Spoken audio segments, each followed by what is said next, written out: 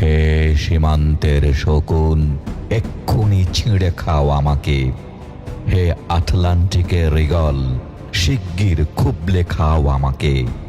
হে বৈকাল হ্রদের বাজ, আছড়ে কামড়ে ছিন্ন ভিন্ন করো আমাকে।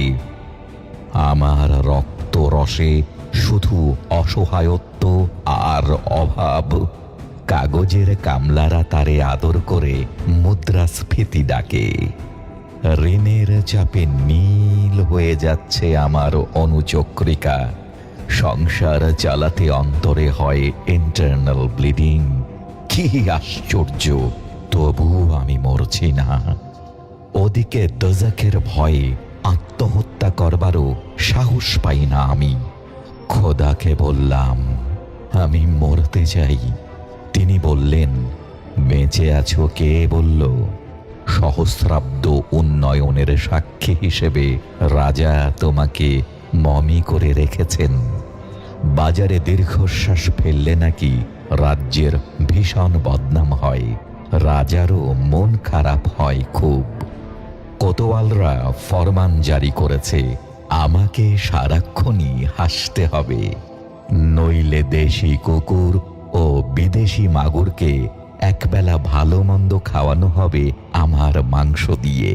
নিত্যদিন ব্রয়লারের ভুঁড়ি নাকি ওদের ভাল লাগে না, অথবা আমাকে ভাগ দিয়ে বেচা হবে। মানুষেরও তো মানুষ খাওয়ার স্বাদ হতে পারে, তাই না? ভাগ্যিস তা বিদেশি সুপার শপে বিক্রি হবে না। দেশি মানুষেরই তো হক বেশি আমাকে খাওয়ার। এই দোজখী যখন নিয়তি, তখন আমি উদাম হয়ে ডাকছি দুনিয়ার শ্রেষ্ঠ মাংসাশী বিহকদের। হে ঈগল, চিল ও ভয়ঙ্কর বাজেরা, হে সাম্রাজ্যবাদী সাহসী শকুনিরা, তোমরা F-35 মতো, MiG-29 মতো দল বেঁধে হামলে পড়ো আমার বুকে।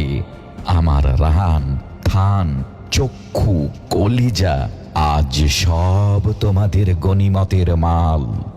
দেশি শুয়োর খুবলে খাওয়ার আগেই আমায় ইচ্ছে মতো ছিঁড়ে খাও তোমরা।